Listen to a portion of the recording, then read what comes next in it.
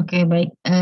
Assalamualaikum warahmatullahi wabarakatuh, dan salam sejahtera untuk kita semua. Ya, ketemu lagi dengan saya, ini pertemuan kita yang ke-15 ya.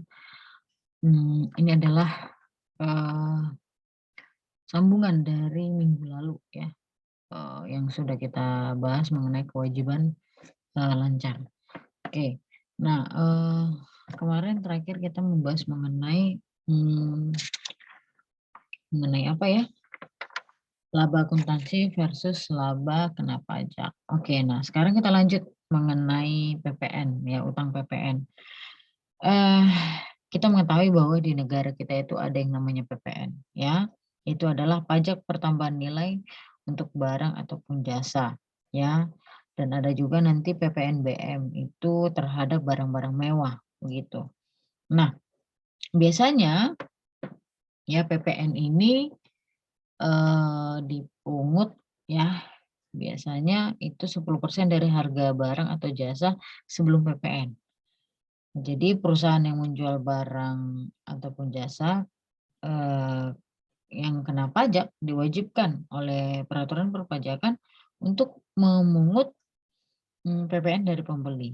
Jadi objek pajaknya di sini adalah kejadian penjualan barang atau jasa kena pajak, dan subjeknya adalah pembeli. Ya, jadi penjual di sini wajib memungut, melapor, serta menyetorkan ke kas negara. Ya, jadi ketika membeli barang kena pajak, perusahaan itu dipungut PPN masukan oleh penjual. Nah, kalau perusahaan itu membeli barang kena pajak untuk dijualnya kembali, maka ya ketika menjualnya kembali, ia harus memungut PPN keluaran dari konsumen. Jadi nanti selisih antara PPN keluaran dan PPN masukan itu, itulah yang harus disetorkan ke kas negara. Nah, jumlah PPN yang terutang bagi perusahaan yang memperdagangkan barang kena pajak, ya, itu adalah selisih antara, PPN keluaran dan PPN masukan. Jadi itu nanti yang akan, eee, apa namanya, yang akan disetorkan kepada negara. Nah, jadi, cermatilah bahwa, PPN masukan itu tidak boleh menjadi komponen kos barang dagangan karena pajak tersebut dapat dikreditkan ke PPN luaran. Selanjutnya, PPN luaran itu bukanlah menjadi komponen bagi pendapatan perusahaan. Nah, contohnya seperti ini, anggaplah tanggal 25 Januari, PT itu adalah sebuah perusahaan dagang membeli barang kena pajak dari pemasoknya secara tunai dengan harga beli 200.000, PPN-nya 10% 20.000 ya. Pada tanggal 30 Januari 2005, si PT ini menjual kembali barang itu secara tunai dengan harga sebelum pajak 250 dan memungut PPN-nya 10%, berarti 25.000. Perhatikanlah bahwa si PT tadi itu PPN masukannya tadi kan 20.000 ya, dan PPN keluarannya berapa? 25.000. Jadi ada selisih di situ. Ya. Nah, jadi ada selisih di situ, ada jumlah PPN terutang pada akhir. Ya berapa? 5.000, kita sandingkan 25.000 sama 20.000 tadi. Anda jumlah yang terutang itu harus disetor 10 hari setelah akhir bulan, maka si PT itu harus menyetorkan 5.000 itu ke kantor kas negara. Nah, anggaplah ini dia menggunakan metode periodik. Bagaimana jurnalnya mencatat, menjual, dan menyetor? Nah, kita lihat ya. Oke, kita lihat di sini. Ya, di sini ada pada tanggal 25 pada saat pembelian barang dagangan. Ya, barang dagangan. Berarti pembelian PPN masukan pada kas. Gitu ya. Nah, lalu pada saat penjualan, ya, kas penjualan sama PPN keluaran. Nah, lalu penyesuaian antara perhitungan PPN yang terutang, ya, kita sandingkan PPN keluaran sama masukan tadi. Kita lihat, di sini PPN keluarannya lebih besar ya daripada PPN masukannya. Jadi PPN keluaran pada PPN masukan dan utang PPN. Lalu pada saat menyetor utang PPN pada kas senilai 5.000. Jadi jika selama satu periode jumlah PPN keluaran itu lebih besar daripada PPN masukan, maka pada akhir periode perusahaan itu harus mengakui selisihnya sebagai utang. dan melaporkannya di neraca dalam kelompok kewajiban lancar. Sebaliknya, ketika PPN keluaran lebih kecil daripada PPN masukan, maka selisihnya dilaporkan sebagai uang muka PPN dalam kelompok aktiva lancar. Jadi begitu ya. Nah, oke, baik. Kita lanjut. Ada pendapatan yang belum terhimpun. Nah, ini kalau dalam bahasa Inggris unearned ya, unearned revenues. Itu adalah kenaikan aktiva ya kas atau non kas yang dibarengin dengan kewajiban untuk menyerahkan barang atau jasa di masa depan. Nah, ini terjadi ketika perusahaan menerima uang muka dari pelanggan, misalnya untuk barang dagangan atau jasa yang baru akan diserahkan oleh perusahaan di waktu yang akan datang. Jadi, karena belum ada terjadinya penyerahan barang ataupun jasa oleh perusahaan, maka kenaikan aktiva berupa uang muka dari pelanggan itu tidak boleh diakui sebagai pendapatan. Jadi pendapatan yang belum terhimpun itu diakui pendapatan yang belum terhimpun ya, sehingga perusahaan pada saat menerima uang muka itu harus mengakuinya itu sebagai kewajiban ya. Itu apa? Keharusan untuk menyerahkan barang atau jasa kepada pelanggan ya. Jadi pendapatan diterima di muka, begitulah bahasanya. Nah, kita lihat ya, kita lihat di sini ada contoh. Oke. Anggaplah pada tanggal 15 Maret 2005 CV menerima uang tunai 100.000 dari pelanggan untuk jasa angkutan yang baru akan diberikan bulan depan. Totalnya itu 500.000, berarti ada sisa 400.000 yang akan dibayar oleh pelanggan ketika memang jasa angkutan telah diberikan atau telah diserahkan pada tanggal 15 April. Bagaimana jurnalnya untuk mencatat penerimaan dan penyerahan jasa? Kita lihat tanggal 15, ya pada saat mencatat uang muka. Ya, kas pada pendapatan belum terhimpun, bisa juga pendapatan diterima di muka sebesar 100.000. Lalu ya, bagaimana tanggal 15 April ya, kas pendapatan belum terhimpun pada pendapatan jasa angkutan, yang sisanya itu tadi ya pada saat pelunasan begitu ya. Nah, jika pada akhir tahun ya, ini hanya umpama katanya, pendapatan belum terhimpun bersaldo 25.000 kredit, maka penyajiannya di neraca seperti apa? Jadi dia diakui di kewajiban lancar, pendapatan belum terhimpun 25.000. Oke, baik, kita lanjut kepada kewajiban yang statusnya pasti tetapi jumlahnya ditaksir. Nah, ini sebenarnya bisa kita lihat pada PSAK nomor 57 ya. Jadi ini adalah kewajiban yang sudah pasti statusnya tapi belum pasti jumlahnya. Contohnya apa? Utang tunjangan, bonus karyawan, utang garansi purna jual, hadiah kepada pelanggan, begitu ya. Jadi untuk tujuan pelaporan, kewajiban yang termasuk dalam kategori ini harus ditaksir jumlahnya. Nah, pada prinsipnya utang ini timbul sebagai akibat transaksi di masa lalu, tetapi kepastian jumlahnya baru akan dapat ditentukan pada saat si pelanggan itu mengklaim haknya. Ya, jadi itu ya. Berbicara mengenai kewajiban yang statusnya pasti,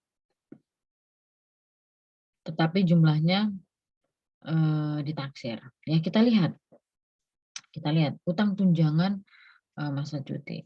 Nah, ini tunjangan selama masa cuti karyawan ini merupakan pembayaran oleh perusahaan kepada karyawannya untuk selama masa cuti, liburan, sakit, atau hari suci agama lainnya. Ya, pembayaran ini biasanya didasarkan pada masa kerja karyawan. Semakin lama seorang karyawan bekerja, maka besaran tunjangan yang diberikan juga semakin besar. Nah, biasanya ini menggunakan accrual basis. Sehingga pada akhir tahun, ya perusahaan itu harus menghitung tunjangan masa cuti. Ya, tunjangan masa cuti yang masih terhutang. Ya. Nah, bagaimana contohnya? Kita lihat. Misalnya perusahaan mulai beroperasi pada awal 2005 ya dengan mempekerjakan 100 orang, gajinya 600. Ya selama tahun 2005 total hak cuti karyawan per orang adalah 2 pekan dengan tunjangan masa cuti 2 pekan itu 300.000. Nah, tak seorang pun memanfaatkan cutinya.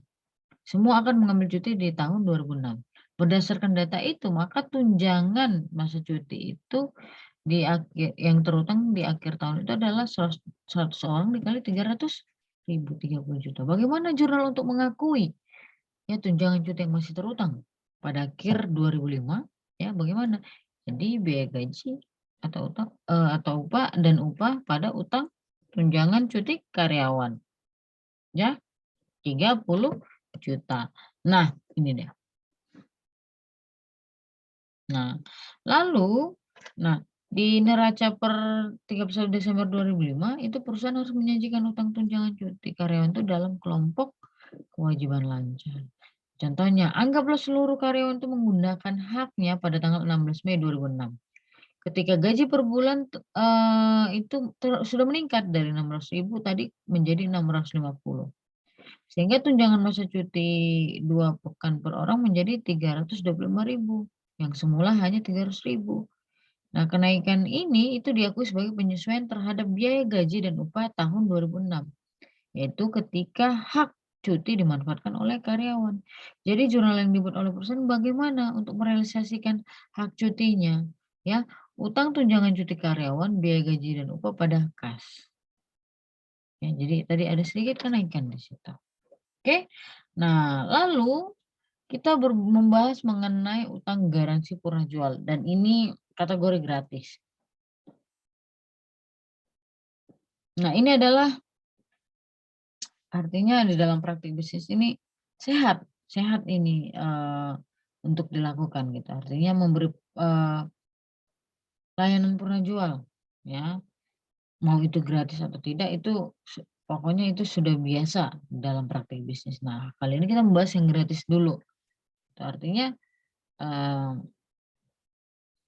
perusahaan itu menjanjikan layanan purna jual itu agar apa gitu ya? Para konsumen itu merasa dilindungi dari kerugian akibat kerusakan atau ketidaksempurnaan produk yang telah mereka beli. Jadi dengan demikian perusahaan itu dapat mengharapkan naiknya omset penjualan. Nah, dari sudut pandang akuntansi, yang ketika melihat garansi purna jual yang secara gratis itu mengindikasi bahwa probabilitas yang tinggi mengindikasi bahwa ada probabilitas yang tinggi ya di situ. Jadi bahwa perusahaan itu akan mengeluarkan kas atau aktiva lain di masa mendatang. Jadi pengakuan kewajiban itu harus segera dilakukan ya. Akan tetapi jumlahnya itu masih tergantung bagaimana pada saat si konsumen datang dengan tuntutannya ya, maka kewajiban itu pun memang harus ditaksir gitu ya. Jadi apabila hanya membutuhkan biaya yang kecil, maka biaya itu boleh diakui pada saat dikeluarkan. Tetapi ketika itu melibatkan biaya yang besar, maka memang estimasi biaya garansi itu harus dilakukan. Ya, dilakukan dan pengakuannya itu dasar akrual. Jadi biaya garansi ya atau taksiran untuk barang yang dijual tahun sekarang diakui juga sebagai tahun sekarang, meskipun nanti aktiva atau jasanya itu baru akan dikeluarkan di tahun berikutnya, gitu.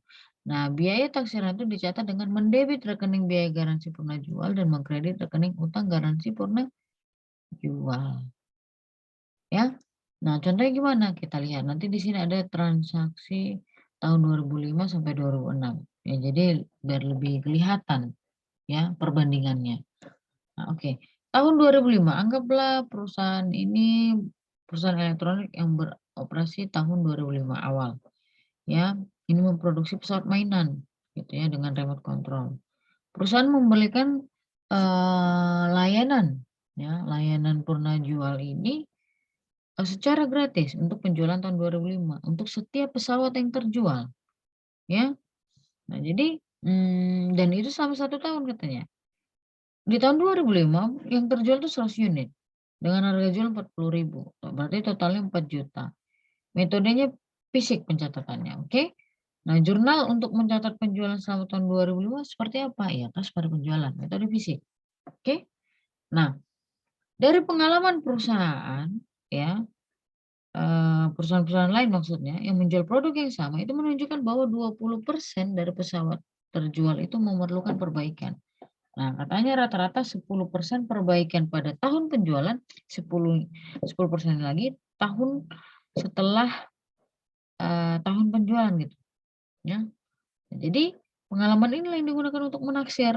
Yang menaksir apa? Biaya garansi purna jual yang diberikan secara gratis atau secara cuma-cuma kepada pelanggan. Nah, perusahaan juga menaksir biaya perbaikan per pesawat tuh 16.000.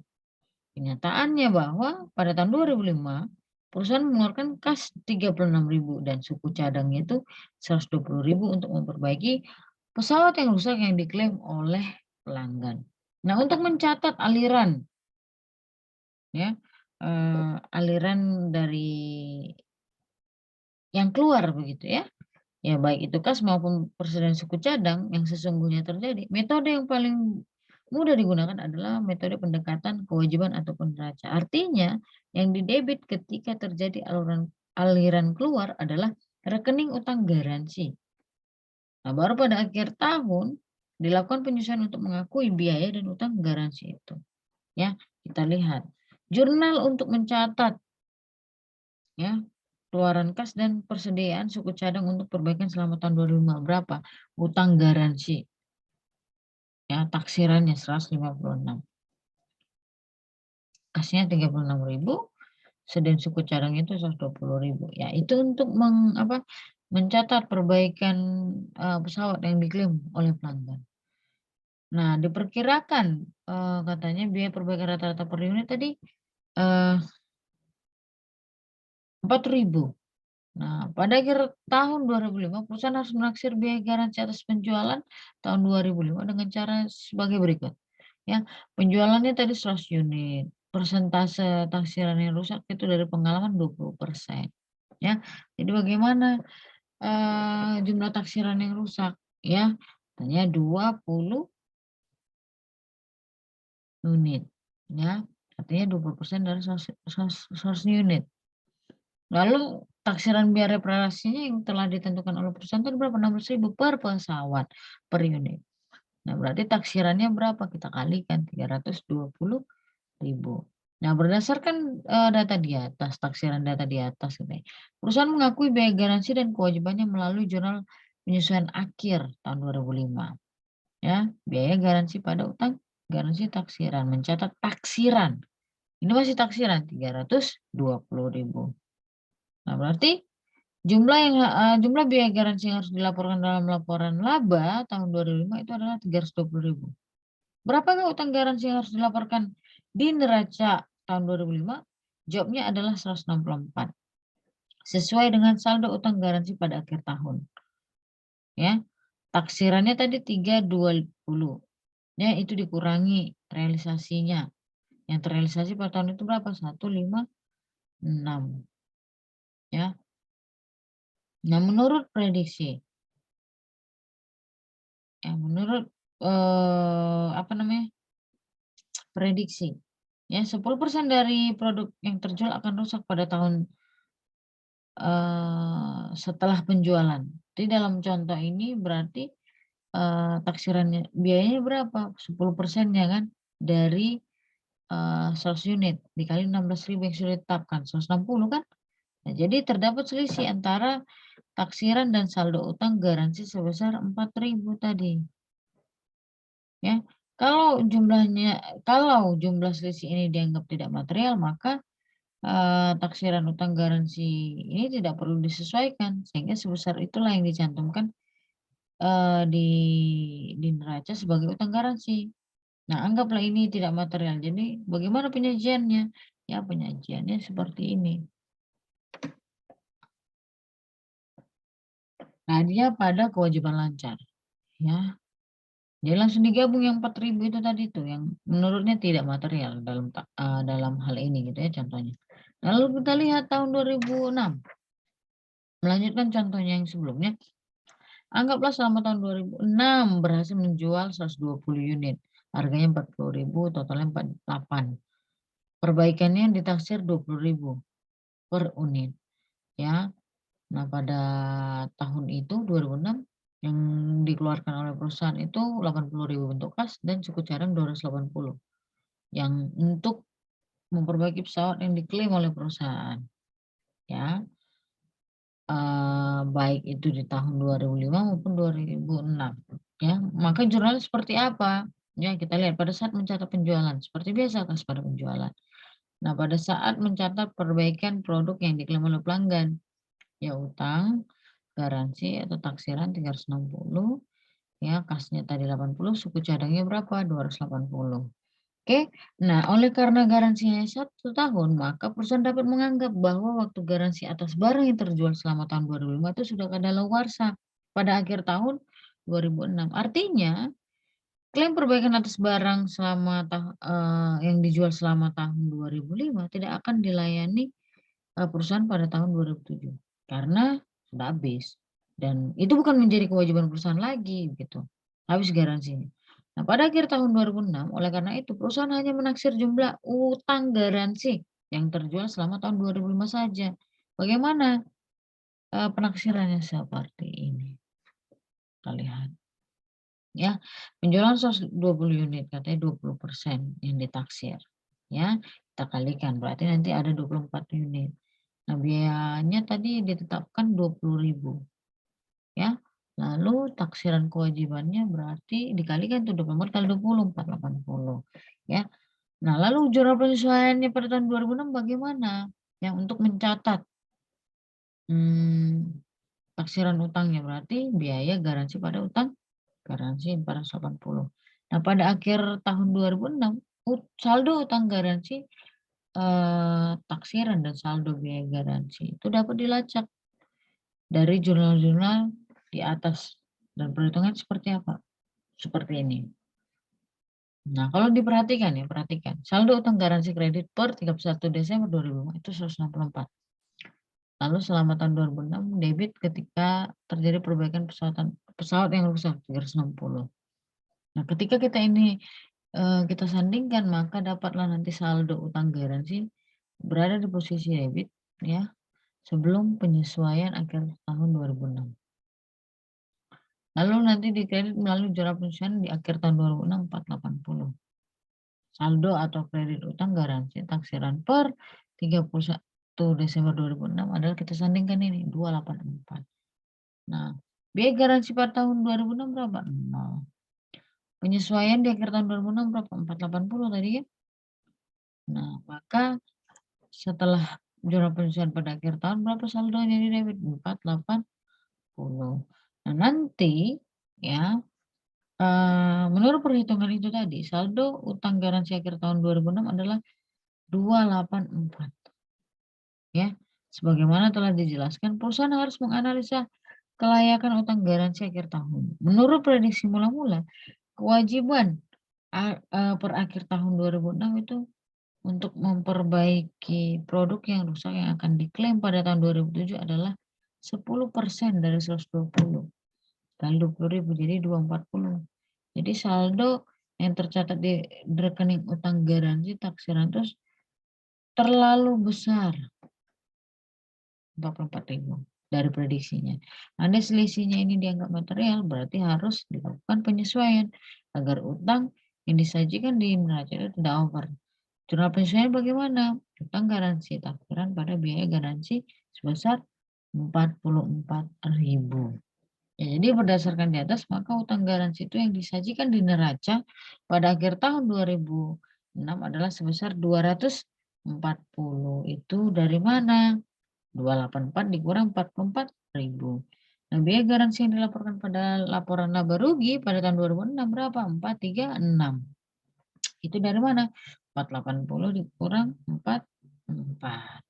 Nah, itu untuk garansi purna jual yang gratis.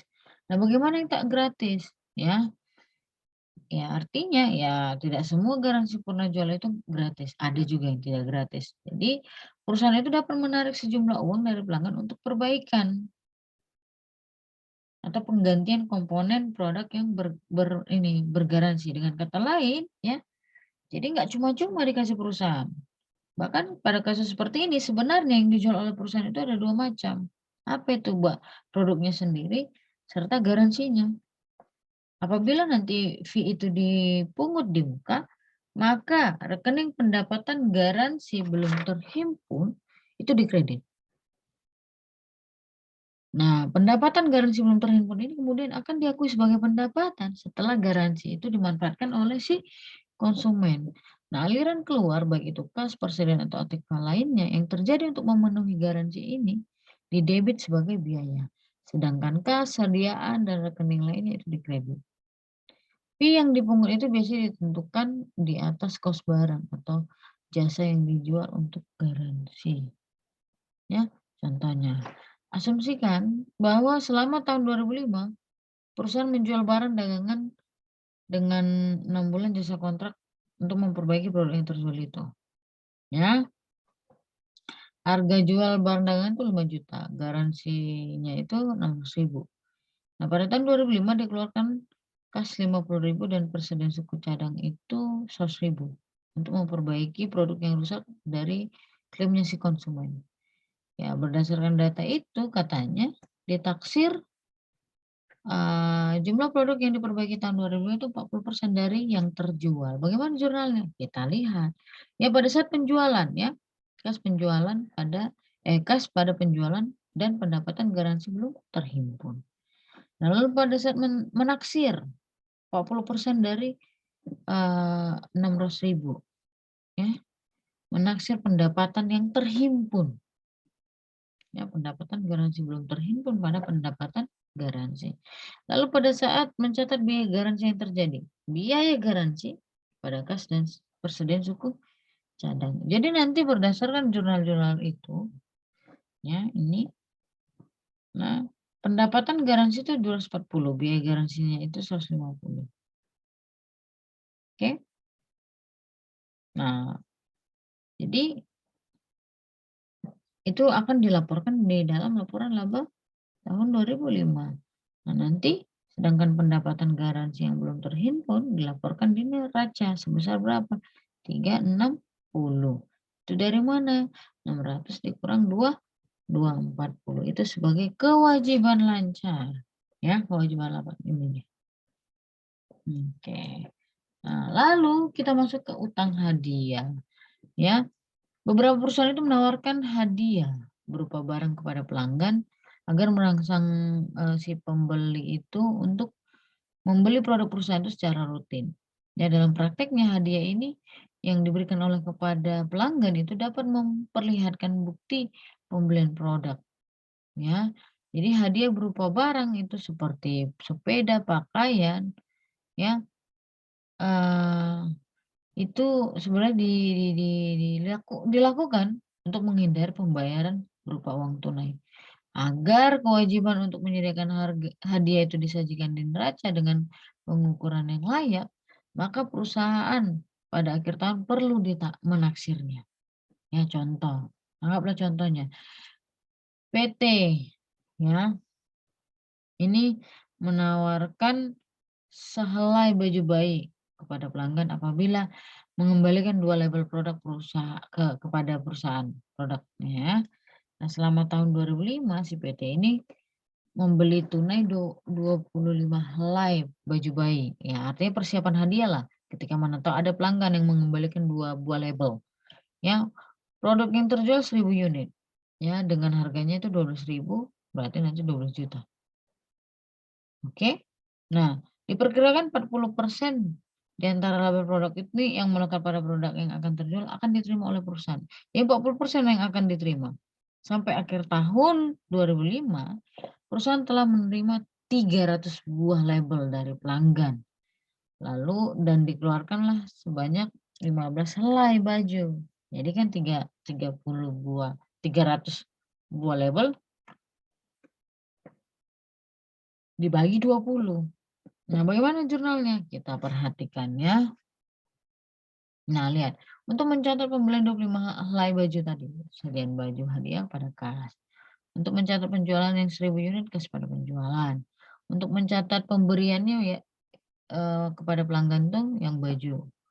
Itu 1 helai ya. Nah, biaya hadiah pada persediaan baju hadiah. Begitu. Nah, hadiah yang masih akan diberikan pada para pelanggan untuk tahun berikutnya, pada dalam hal ini 2006, harus ditaksir pada akhir tahun 2005 untuk kepentingan penyusunan laporan keuangan. Bagaimana? Seperti ini. Jumlah label yang melekat pada produk terjual itu 1.000, ya. Taksiran persentase label yang akan diterima katanya 40%. Nah, maka jumlah label yang akan diterima kita kalikan 400. Nah, jumlah label yang diganti dengan sehelai baju itu 20 dulu baru dapat. Nah, berarti kalau misalnya kita bagikan 400 ini bagi 20 ya hasilnya 20 juga gitu. Bajunya itu tadi berapa yang bayi itu 20.000. Taksiran jumlah biayanya ya kita kalikan ya 400.000. Jumlah biaya yang sudah diberikan 300.000, berarti ada 100.000 hadiah yang terutang, taksiran hadiah yang terutang. Maka kita buatlah penyesuaiannya, biaya hadiah pada utang hadiah taksiran 100.000. Nah, berdasarkan pada perhitungan dan jurnal-jurnal yang itu, ya dikatakan bahwa eh, jumlah biaya hadiah yang dilaporkan pada tahun 2005 begitu ya, 2005 itu pada laporan laba rugi itu senilai 400.000 ya. Nah, utang hadiah di neraca akhir tahun 2005 adalah 100.000. Dan dalam hal ini dia dalam kelompok kewajiban lancar. Ini dia. Nah, lalu di contoh ini persediaan baju bayi itu dilaporkan pada akhir tahun sebesar 200.000 sebagai kelompok aktiva lancar. Begini penyajiannya. Ini ya. Nah, biaya hadiah itu juga dapat diperlakukan sebagai pengurang pendapatan itu secara langsung ketika terjadi penjualan produk. Nah, dengan menggunakan contoh-contoh itu yang sebelumnya, jurnal untuk mencatat transaksi penjualan dan pembelian hadiah pada tahun 2005 seperti apa? Nah, seperti ini. Pada saat mencatat pembelian baju untuk hadiah langsung, persediaan baju eh, hadiah pada kas. Nah, lalu pada saat penjualan yang terjadi, ya, dan taksiran utang hadiah kas pada penjualan dan utang hadiah taksiran. Pada saat mencatat pemberian baju hadiah, utang hadiah, ya, pada sediaan baju hadiah. Jadi apapun prosedur yang digunakan, ya, harus menghasilkan informasi yang akurat tentang biaya hadiah dan utang hadiah. Lalu kita membahas mengenai, ini dia tadi ya, kewajiban kontingen. Ya, ini bisa kita lihat dalam PSAK nomor 57. Ya, intinya gimana? Kewajiban kontingen ini adalah kewajiban yang kepastiannya timbul tergantung pada terjadi atau tidaknya peristiwa di masa depan. Perbedaan antara kewajiban yang jumlahnya ditaksir itu telah dijelaskan sebelumnya. Dan eh, perbedaan antara ini dengan kewajiban kontingen itu terletak pada belum pastinya eksistensi kewajiban, ya. Nah, berarti sepanjang eksistensinya itu mengandung unsur ketidakpastian, maka itu tergolong menjadi kewajiban kontingen. Meskipun sudah pasti jumlahnya, itu berdasarkan menurut si Harnanto, ya. Nah, di sini ada contoh kewajiban kontingen. Yang pertama itu adalah piutang wesel diskontoan. Nah, ini piutang wesel diskontoan atau piutang wesel yang oleh perusahaan telah didiskontokan ke bank sebelum jatuh tempo. Ini merupakan kewajiban kontingen yang jumlahnya sudah dapat ditentukan. Nah, kewajiban perusahaan untuk membayar akan terjadi seandainya pembuat wesel atau debitur perusahaan itu tidak membayar pada tanggal jatuh tempo. Sebab bank sebagai pemegang wesel sekarang itu mempunyai hak regres. Apa itu? Hak untuk menagih kepada perusahaan sebagai pemegang wesel sebelumnya. Begitu, ya. Nah, apa namanya?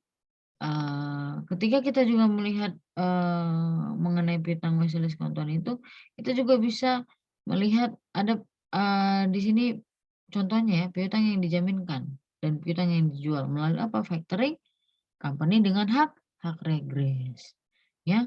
Nah, lalu utang yang menunggu vonis pengadilan. Nah, ini kewajiban kontingen ini juga dapat timbul apabila terdapat gugatan dari pihak lain, ya. Jadi ada perkara-perkara perdata seperti apa? Pelanggaran hak paten, hak cipta, merek dagang, kontrak yang memang itu sepihak, begitu ya. Nah, jadi apa namanya? Ada pihak yang tergugat, begitu ya. Misalnya contoh perusahaan sebagai pihak tergugat berada dalam posisi menunggu keputusan, ya berapa nantinya, apakah, eee, perusahaan itu harus mengeluarkan sumber daya, ya berapa begitu ya. Nah itu belum pasti, kan begitu ya, belum pasti, ya. Nah jadi ketidakpastian itu menyangkut tentang eksistensi maupun jumlahnya juga. Jadi ini termasuk dalam kewajiban kontingen yang tidak perlu dicatat di buku besar dan dilaporkan di tubuh neraca. Namun oleh karena relevan bagi pemakai laporan keuangan, maka kewajiban yang timbul diungkapkan dalam CAP, catatan atas laporan keuangan. Jadi bagaimana penyajiannya si kewajiban lancar ini ya? Seperti yang kita lihat, penyajian kewajiban lancar itu di neraca mendahului penyajian kewajiban tak lancar. Jenis kewajiban lancar yang jatuh temponya relatif lebih pendek itu disajikan lebih dahulu. Oleh karena itu, jatuh temponya kewajiban secara individual dalam satu kelompok kewajiban yang sama pun itu bervariasi. Maka kewajiban lancar dalam prakteknya itu jarang apa ya, diurutkan ya, dilaporkan berdasarkan urut jatuh tempo. Nah, biasanya kewajiban lancar itu juga dapat disajikan berdasarkan jumlah relatifnya. Ya, jadi jumlah yang relatif lebih besar itu biasanya dilaporkan terlebih dahulu. Khusus untuk utang wesel, penyajiannya itu paling atas. Kemudian utang usaha tanpa memandang berapa jumlah relatifnya. Bagaimana contohnya? Seperti ini. Ya, dan di situ juga terdapat ada katanya lihat catatan nomor 1. Di situ ada penjelasan mengenai laporan neraca itu. Ya, oke, baik. Sekian penjelasan dari Ibu. Ibu akhiri. Assalamualaikum warahmatullahi wabarakatuh dan salam sejahtera untuk kita semua.